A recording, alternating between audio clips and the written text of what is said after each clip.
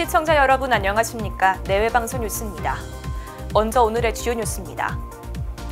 정부가 일제강점기 강제징용 피해자 배상 문제 해법으로 한국 주도의 제3자 변제 방식을 정했습니다.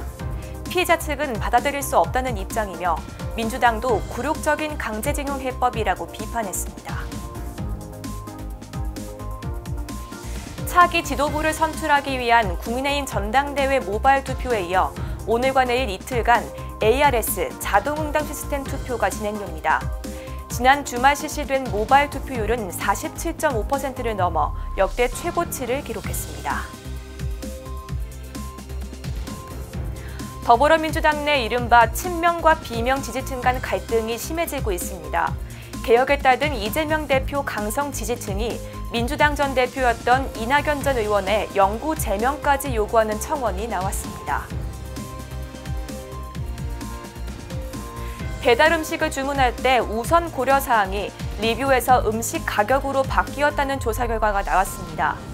한국농수산식품유통공사의 보고서에 따르면 외식 물가와 배달료 등이 오르면서 가격에 대한 민감도가 커진 것으로 분석됐습니다. 서울시가 올해 청년 2만 명을 뽑아 1인당 300만 원씩 청년 수당을 지급합니다. 선발된 청년에겐 최대 6개월 동안 매달 50만 원씩 활동지원금이 지급되며 진로 탐색에 도움을 줄 수 있는 다양한 프로그램도 함께 제공됩니다.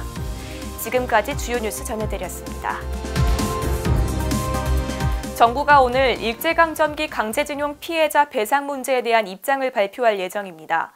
정부 측 대안은 지난 2018년 대법원 확정 판결로 일본 전범기업에 승소한 강제동원 피해자들에게 행정안전부 산하 공공기관인 일제강제동원 피해자 지원재단이 조성한 재원으로 판결금을 대신 변제하는 방안인 것으로 알려졌습니다. 국내 피해자층에선 그동안 일본 피고기업의 배상금 참여를 요구해왔지만 이번 제3자 배상금 지급안엔 일본 기업의 참여가 빠진 것으로 전해졌습니다. 당연히 피해자 측은 받아들일 수 없다는 입장입니다. 왜 일본 기업이 아니라 한국 기업들의 기부금으로 대신한다는 건지 받아들일 수 없다는 건데요. 민주당도 굴욕적인 강제징용 해법이라며 정부는 일본 기업의 참여가 없는 제3자 변제안을 철회하고 제대로 된 협상에 나서야 한다고 촉구했습니다. 지난 4일과 5일 이틀간 실시된 국민의힘 전당대회 모바일 투표율은 47.51%입니다. 국민의힘 중앙당 선거관리위원회에 따르면 이 같은 투표율은 지난 2021년 전당대회 모바일 투표율 36.16%는 물론 ARS까지 합친 최종 당원 투표율 45.36%보다도 높은 역대 최고치입니다.